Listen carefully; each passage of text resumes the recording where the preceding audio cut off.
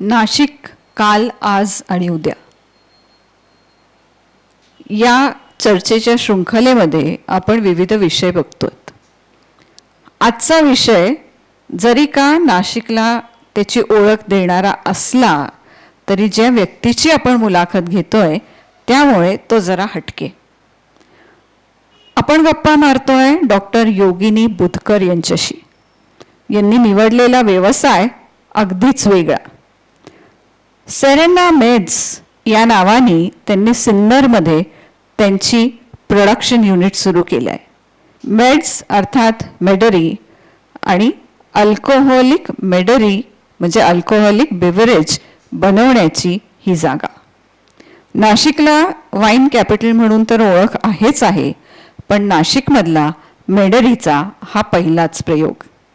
Serena मेड्समध्ये त्या partner आहेत आणि बायोटेक्नॉलॉजीमध्ये शिक्षण घेऊन त्याच्यात डॉक्टरेट घेऊन त्यांनी या विषयात भरपूर काम करून मग हे पाऊल उचलण्याचं धाडस केलं आहे. अर्थात त्यांच्याबरोबर त्यांच्या पार्टनर पण आहेत डॉक्टर अश्विनी देवरे. आज आपण मात्र बोलतोय ते योगिनींची. या सगळ्या प्रवासामध्ये खूप मोठे चॅलेंजेस होते, कारण की जसं मी म्हटलं हे मेडरीमधलं नाशकातलं पहिलंच पाऊल.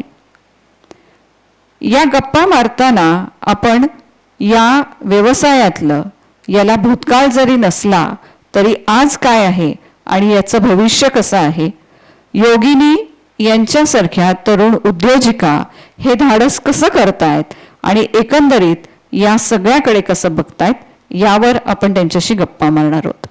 त्यांच्याशी गप्पा मारणार आहे मी डॉक्टर वैशाली बालाजीवाले, देशदूत आणि देशदूत टाइम्सची कार्यकारी संपादक. नमस्कार. देशदूतचा 52वा वर्धापन दिन. नाशिक काल, आज आणि उद्या या शृंखलेमध्ये आपण गप्पा मारतोय एका एंटरप्रेन्युअरशी. ही जी एंटरप्रेन्युअर आहे ही एक खूप वेगळ्या क्षेत्रात काम करते. कारण हे क्षेत्र नाशिकमध्ये जरी बघितलं किंवा भारतात जरी बघितलं तरी बहुतांशी मेल डॉमिनेटेड एरिया असं आपण म्हणू. पण आपल्याकडे आलेली जी पाहुणी आहे ती या क्षेत्रात नुकतीच पाय रोवून उभी राहिली आहे आणि पूर्ण आत्मविश्वासाने तिचं काम करण्यासाठी सज्ज आहे. आपण भेटतो डॉक्टर योगिनी बुधकर यांच्याशी. सो डॉक्टर योगिनी, स्वागत आहे तुमचं देशदूतच्या या मंचावरती. Thank you very much. ओके.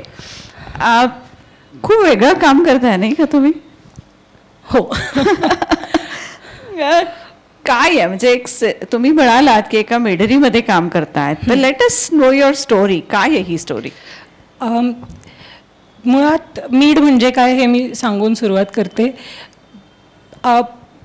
पूर्वापारपासनं जेव्हा म्हणजे माणसाचं कल्चरल इव्होल्युशन जेव्हा सुरू झालं तेव्हा इतर प्राणी जे करत नाहीत ते माणूस करायला लागला. जसं की लिखाण, वाचन, वेगळ्या वेगळ्या कलांची आस्वाद घेणं किंवा त्या डेव्हलप करणं. त्याच्यामध्ये फूड आणि बेव्हरेजेस हा एक खूप मोठा कॉम्पोनंट आहे.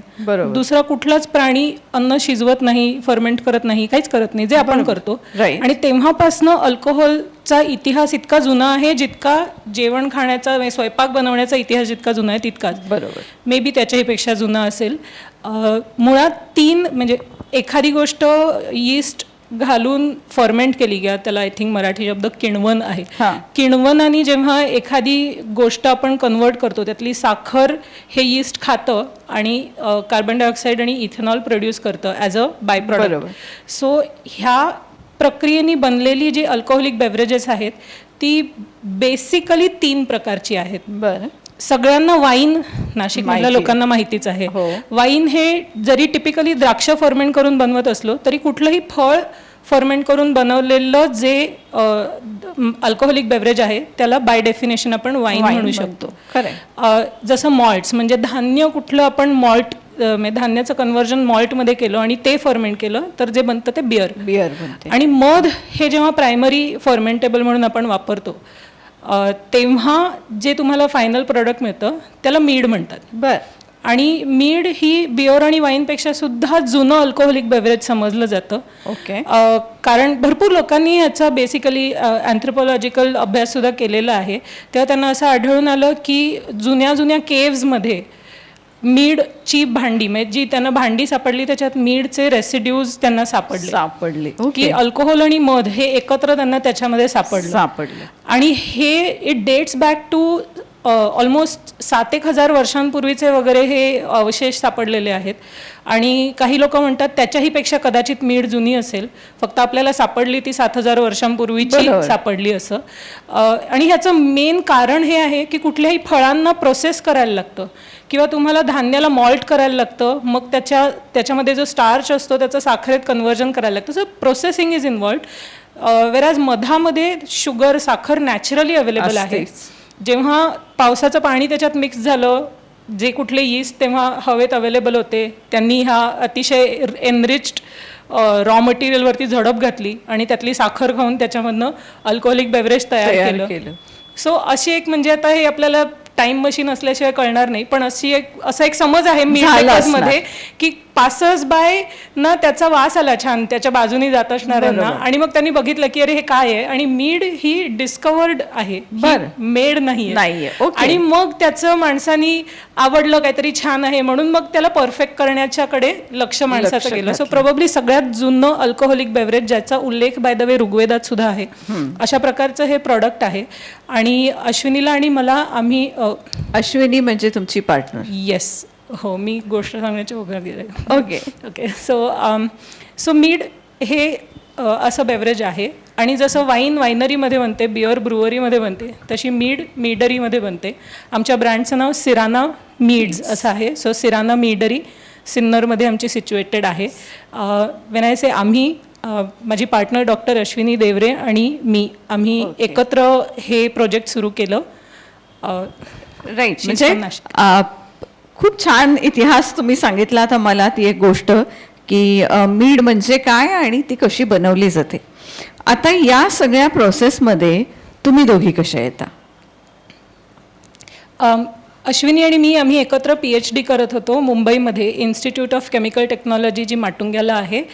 तिकडे फूड इंजिनिअरिंग आणि टेक्नॉलॉजी डिपार्टमेंटमध्ये तिचं आणि माझं PhD एकत्रच, म्हणजे आमची वर्कस्टेशन्स आजूबाजूला होती, असं इतकं एकत्र आम्ही होतो. तेव्हा UK आलेल्या एका प्रोफेसरनी मला मीडबद्दल सांगितलं की मध फर्मेंट करून बनवलेलं अल्कोहोलिक बेवरेज. मला आधीपासूनच मधमाशा, फॉर्मेंटेशन ह्याच्यामध्ये दोन्हीमध्ये इंटरेस्ट होताच. आणि जेव्हा मला म्हणजे हे त्यांनी मीड म्हणजे काय जेव्हा सांगितलं, प्रत्येक शब्दाला माझा असा टिक टिक टिक टिक येत गेला आणि मग लाईक माझी चेकलिस्ट पूर्ण झाली त्या एका शब्दामध्ये, एका वाक्यामध्ये, की मधमाशा ह्या पर्यावरण संवर्धक असतातच, त्या पॉलिनेशनसाठी, परागीभवनासाठी मदत करतात. त्यांच्याकडनं आपल्याला जो मध मिळतो ते प्युअरली व्हॅल्यू ॲडेड प्रोडक्ट आहे, कारण की फुलांमधला मकरंद अदरवाईज असाच वाया जाणार असतो. आणि त्यामुळे अतिशय सस्टेनेबल असं हे बेवरेज आहे. तुम्ही जंगलामध्ये जरी बी बॉक्स ठेवलात तरी तिकडनं तुम्हाला हे व्हॅल्यू ॲडेड प्रोडक्ट मिळू शकतं. ह्याच्यासाठी शेतीची गरज आहेच असं नाही, पण शेतकऱ्यांना सुद्धा याचा परागीभवनामुळे फायदा होतो. सो असे खूप सारे फायदे असलेलं, म्हणजे अतिशय win win win win win situation असलेलं हे क्षेत्र आहे बी कीपिंग किंवा मधमाशी पालन. आणि ह्या मधमाशी पालनाच्या बिझनेसला प्रोत्साहन देणारा किंवा पूरक असा हा मीडचा बिझनेस बनला असता. सो ह्या सगळ्या पॉईंट्स ऑफ व्ह्यूनी, आणि मधमाशा ऑन देअर ओन खूपच इंटरेस्टिंग इन्सेक्ट आहेत, त्याच्याबद्दल आपण वेगळं बोलू शकतो इफ यू वॉन्ट. पण सो हे सगळे इंटरेस्ट बेसिकली या मीडमध्ये एकत्र आले. जेव्हा मला कळलं तेव्हा मी UK व्हिजिट करणार होते आणि तिथे मी शोधली मीड, पण मला तिथे सुद्धा मिळाली नाही. तिकडे मला त्यांनी स्पेसिफिकली हेदर फ्लॉवरच्या मधापासून बनलेली मीड तू ट्राय कर असं सांगितलं होतं, जी मला मिळाली नाही. पण तो किडा माझ्या डोक्यामध्ये तसाच राहिला. सो मी परत आले आणि मी माझे स्वतःचे एक्सपेरिमेंट सुरू केले.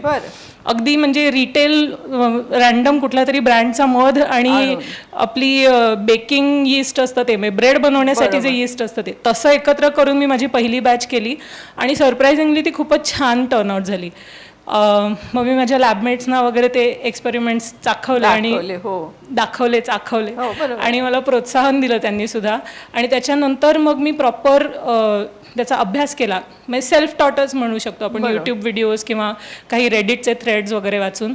आणि त्याच्यानंतर हळूहळू PhDच्या बरोबरच हे एक मी वेगळं डेव्हलप करत गेले. आणि PhD संपताना अश्विनीचं माझ्या आधी संपलं होतं काम आणि ती कॅनडाला तिचं पोस्ट डॉक्टरल फेलोशिपसाठी गेली होती. शी वॉज इन टोरंटो देअर. आणि असं करता करता करता देन आय रिअलाइज की भारतात हे कोणीच करत नाही आहे. ॲट दॅट टाईम कोणी करत नव्हतं. आणि हे खूप exciting, I was very excited with this. We can see that even you are excited बोलताना सुद्धा. आणि मग मी असा एक विचार आला डोक्यात की का नाही सुरू करू हे. मग मी माझ्या नवऱ्याशी, आईबाबांशी बोलले. त्यांनी मला सांगितलं कर. ओके. मग मी माझ्या सगळ्या फ्रेंड्सना सांगायला लागले, कारण मी खूपच एक्साइटेड होते तेव्हा सुद्धा आणि अजूनही आहे. तेव्हा मी अश्विनीला सांगितलं की ॲश, माझा असा प्लॅन आहे आणि काय करतेस. तर ती म्हणाली की अगं मी येते, थांब जरा, आपण एकत्र करूया सुरू. मग तिने तिचं काम रॅपअप केलं तिकडचं पोस्ट डॉक्टरल. ती इथे आली आणि आम्ही आमचा प्रॉपर R&D तेव्हा सुरू केला की भारतात कुठल्या कुठल्या प्रकारचे मध मिळतात, कारण इथे कोणीच मीठ तेव्हा बनवत नव्हतं. सो ॲज अ फॉर्मेंटेबल इथले मध कुठले चांगले कुठले वाईट, त्यांचा कशा प्रकारे पुढे तुम्ही नेऊ शकता, इथपासनं अगदी म्हणजे अबकडपासनं त्याची सुरुवात होती. तुम्ही पहिल्याच हे करणारा. So conceptualized first, executed second. Okay. पण कॉन्सेप्च्युअलाइज जरी असलं तरी आपण असं म्हणतो ना, पहिलं करण्याचा दोन्ही गोष्टी असतात. म्हणजे पहिलं करण्याचं ते रेकग्निशन पण असतं आणि पहिलं करणाऱ्याला खूप घास पीठ करून पुढे यायला लागतं. ॲब्सोल्युटली. तर मग या सगळ्यामधनं सिन्नर कसं पिक्चरमध्ये आलं? सो म्हणजे सिन्नरकडे यायच्या आधीचा एक खूप मेजर स्टेप आम्हाला जी घ्यायला लागली, म्हणजे हुपमधनं आम्हाला उडी मारायला लागली, ते होतं की आपल्याकडे आपल्या भारत देशामध्ये ऑलमोस्ट सगळ्याच राज्यांमध्ये प्रोहिबिशन आहे, म्हणजे दारूबंदी कायदा आहे. बेसिकली त्याचा अर्थ असा आहे की दारूशी रिलेटेड जे काही एक्सप्रेसली लिहून ज्याची परवानगी मिळालेली नाही आहे ते सगळं बेकायदा आहे. आपल्याकडे मध फर्मेंट करण्याची परवानगी आहे असं कुठे लिहिलेलं नाही आहे या शब्दांमध्ये. त्यामुळे आम्हाला मीठ बनवण्याची परवानगी एक्साईजकडनं मिळाली नसती. So step 1 for us was की एक्साईज डिपार्टमेंटमध्ये जा आणि ह्या पॉलिसीमध्ये बदल करून आणा ज्याच्यामध्ये मीठ सुद्धा इन्क्लूड होईल.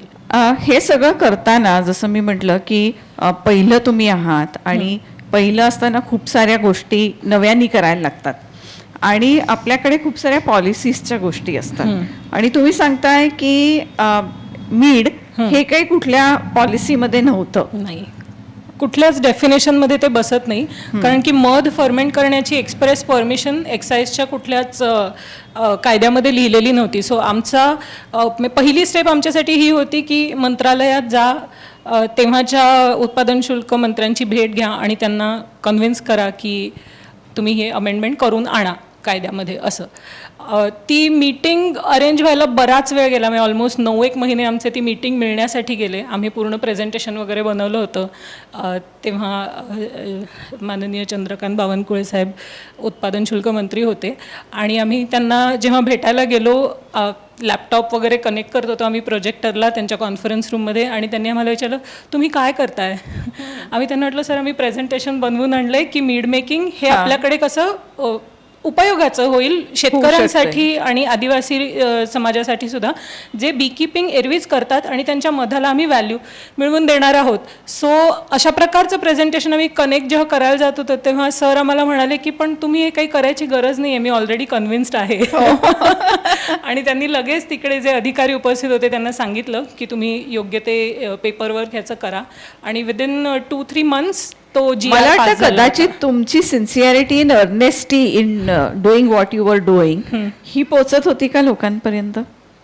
I would say so. आम्हाला खरोखरच म्हणजे राईट फ्रॉम तेव्हाचे उत्पादन शुल्क मंत्री टू आत्ता नाशिक एक्साईज डिपार्टमेंट जे ज्या कोणाशी आमचा संपर्क आलेला आहे सगळ्यांनी आम्हाला भरपूर फक्त मदतच केली. बरोबर, म्हणजे हे खरं वाक्य खूप आपण नेहमी ऐकतो त्याच्यापेक्षा वेगळं आहे. ॲब्सोल्युटली. वेळ लागला, गोष्टी होण्यासाठी वेळ लागला, पण आम्हाला कुठेही उगाच आडकाठी करणं किंवा हे काम नाहीच होणार हे असली उत्तरं कधीच ऐकायला नाही मिळाली, कुठेच नाही. So we are very thankful to the entire chain, म्हणजे कमिशनर साहेबांपासून सगळेच जण, म्हणजे सगळेजण. इथे जे SP आमचे तेव्हा होते राजपूत सर, आत्ता जे आहेत अंचुळे सर, हो. म्हणजे सगळेच, DYSP भुतकर सर, सगळ्यांनीच आम्हाला भरपूर वेळोवेळी मदत केली. कधीच त्यांनी असं सांगितलं नाही उद्या या परवा या, नाही. जेव्हा गेलो समोर बसून आम्हाला जे सांगायचं ते ऐकून घेतलं, त्याची सोल्युशन्स ऑफर केली कायद्याच्या फ्रेममध्ये व्यवस्थित. Okay, great. आणि मग सुरुवात कधी नेमकी झाली? सो आमची ॲज आय सेड की कॉन्सेप्च्युअलाइज्ड फर्स्ट होतं आमचं प्रोजेक्ट. 2014 साली आम्ही ठरवलं की सुरू करूया. अश्विनीला त्याच्यानंतर इकडे येऊन आमचं R&D संपवून ह्या परमिशन्स वगैरे होईपर्यंत 2017 साल उजाडलं. 2017 साली आम्ही जागा शोधत होतो. आम्ही सुरुवात ॲक्च्युली नाशिकमध्येच केली बघायला, पण ओके, मला कुठेही ॲज अ विमेन एंटरप्रेन्युअर आम्ही कुठे कमी आहोत आणि त्यामुळे आम्हाला जास्त सपोर्टची गरज आहे असं वाटत नाही. That said, Ashwini has a son, आणि तिचा नवरा पुण्याला तेव्हा जॉब करत होता. म्हणजे अजूनही तो पुण्यालाच जॉब करतो, पण now he is working from home. पण तेव्हा तो पुण्यात होता आणि तिला पण पुण्यामध्ये राहायचं होतं. सो आम्ही इथे जागा बघायचं थांबवून पुण्यात जागा बघायला सुरुवात केली. मुलाची शाळा वगैरे सगळं सांभाळून काम करता येईल या दृष्टीने. याच्यामध्ये कुठेही फक्त इंडस्ट्री किंवा हा एक विचार नव्हता, एक पूर्ण फॅमिलीचा पूर्ण विचार करून आम्ही पुण्यात जागा बघायला सुरुवात केली. पण आम्हाला मनासारखी जागा पुण्यात मिळाली नाही. म्हणून आम्ही आमचं सर्च परत मग ओके फॅमिलीचे थोडेसे कॉम्प्रोमाइज करून विथ एव्हरीवन्स परमिशन नाशिकमध्ये बघायला सुरुवात केली. नाशिकमध्ये सुद्धा आम्हाला भरपूर जणांनी एनकरेज केलं की तुम्ही विंचूर वाईन पार्कमध्ये जागा बघा, कारण ते त्याच्यासाठीच डेडिकेटेड आहे. पण अगेन विंचूरला डेली नाशिकहून अपडाऊन करणं थोडं लांब आहे, कठीण गेलं असतं. म्हणजे तो दिवसाचा 3 तासांचा प्रवास झाला असता तिच्यासाठी. म्हणून मग आम्ही सिन्नरमध्ये जागा बघितली आणि ती इंदिरानगरमध्येच राहते, सो तिच्यासाठी ते बेटर पडतं की पटकन नाशिक रोडहून पुणे हायवेला लागली की इन नो टाइम सिन्नर येतं. सो आम्हाला तिथे एक जागा मिळाली आणि तिथे आम्ही प्रोजेक्ट करायचं ठरवलं. म्हणजे ह्याच्यामध्ये जास्त कन्व्हिनियन्सचा भाग जास्त होता फॉर अस, सो दॅट पुढची ऑपरेशन सोपी होऊन जातील आमच्यासाठी. आपण एकंदरीत सगळ्या क्षेत्रांचा या चर्चेमध्ये जो विचार करतोय तो काल, आज आणि उद्या अशा पार्श्वभूमीतनं करतोय. तुमची स्टोरी खूपच फॅसिनेटिंग आहे. म्हणजे तुम्ही जे सांगताय ज्या एक्साइटमेंटनी, त्याच्यावरनंही मला लक्षात येते की याच्यात किती काय काय करायला लागलं असेल. तर एकंदरीत हा विषय जसा घेतला तर याला फारसा काल नाहीच आहे, नाही, जो आहे तो आजच आहे. येस, ह्याचा काल खूप जुना आहे. याचा काल खूप जुना आहे आणि मध्यंतरी त्याच्यात काही झालेलं नाही. एका अर्थाने फक्त बघितलं की एक अल्कोहोलिक बेव्हरेज म्हणून जर का बघितलं तर नाशिकला असलेला वाईनचा एक रिसेंट पास्ट, तो सुद्धा खूप जुना नाही, अगदी मागच्या कालखंडातला असलेला हा पास्ट. मग नाशिकमध्ये झालेली ही सगळी एक वाईन मेकिंगची चळवळ आणि त्याच्यातनं उभं राहिलेलं हे सगळं, आणि त्याच्यात तुमची आता आलेली ही मेडरी. आज तुम्हाला कुठेतरी तुम्ही उभे राहताय, काहीतरी पाय रोवून तुम्ही हे करतायत, आणि हे करताना निश्चितपणे जसं तुम्ही सांगतायत आव्हानं प्रचंड असणार आहेत. काही तुम्ही आमच्या समोर आत्ता नमूद पण केलीत की जसं की हे नव्हतंच आणि मग ते क्रिएट करणं, की ती पॉलिसीमध्ये ते ॲड करून घेणं.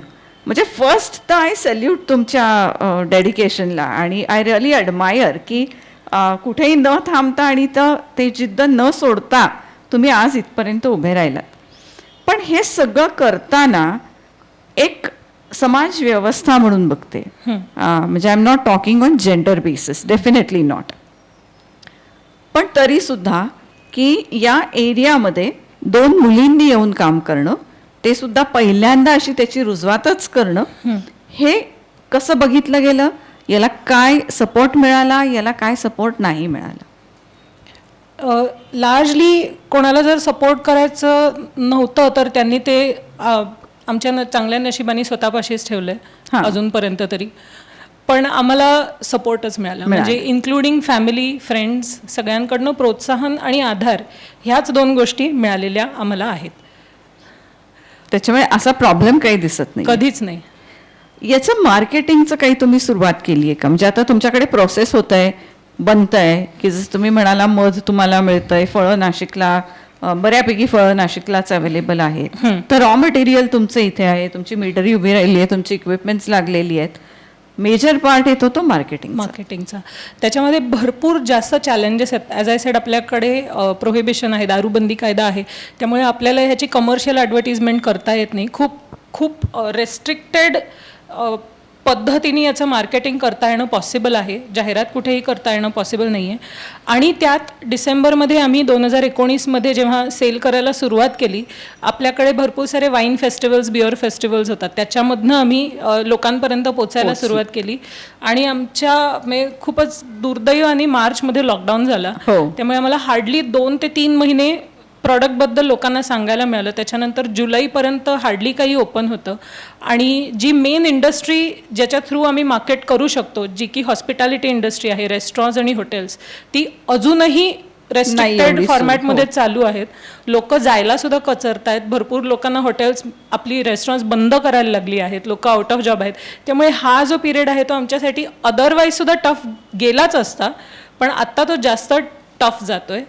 पण अशा माध्यमांमधनं we are hoping to reach out to जितक्या लोकांपर्यंत पोहोचता येईल तितके, कारण नाशिकमध्ये आपण रिटेल शॉप्समध्ये अवेलेबल आहोत. पण मला असं वाटतं की तुमच्या स्टोरीवरनं हे लक्षात येत आहे की challenges are not new for you. पण थोडेसे नसले तर चालतील. I know that anybody would wish की नसले तर अगदीच चालतील, पण ते फेस करायची हिंमत आहे.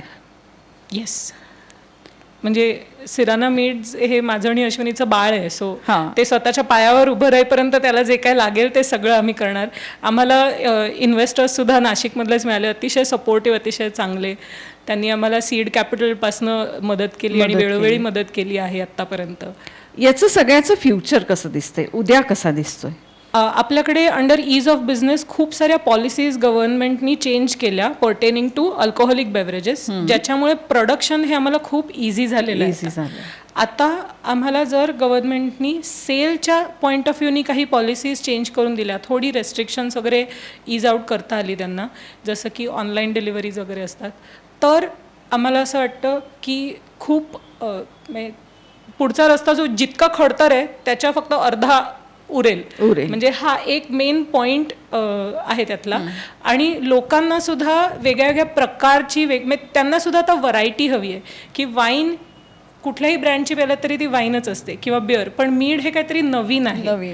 आणि जेव्हा त्यांना हा त्यातला सस्टेनेबिलिटी अँगल कळतो तेव्हा त्यांचा ह्याच्याकडे बघण्याचा दृष्टिकोन अजून जास्त बदलतो. आता मुंबई, पुणे, नाशिक इकडची जी लोक आहेत ती अर्ध्यापेक्षा जास्ती लोक परदेशात राहून आलेली आहेत, डेव्हलप्ड कंट्रीजमध्ये राहून आलेली आहेत.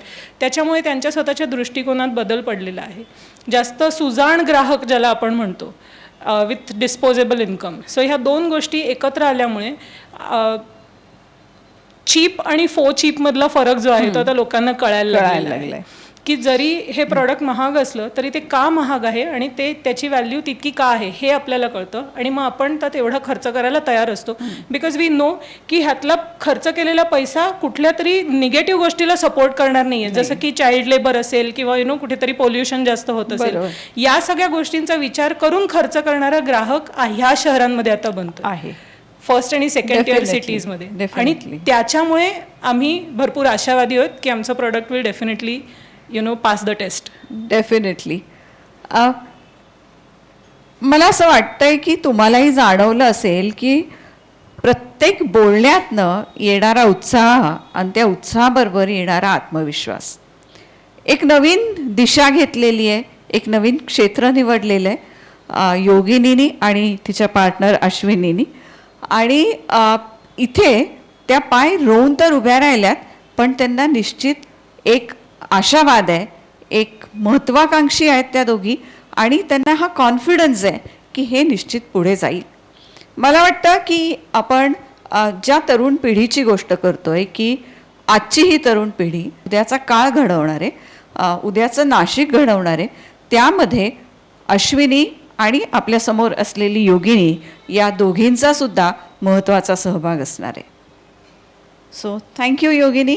Thank you very much. आणि खूप छान तुम्ही आम्हाला माहिती दिलीत आणि I really wish you all the best. Thank you.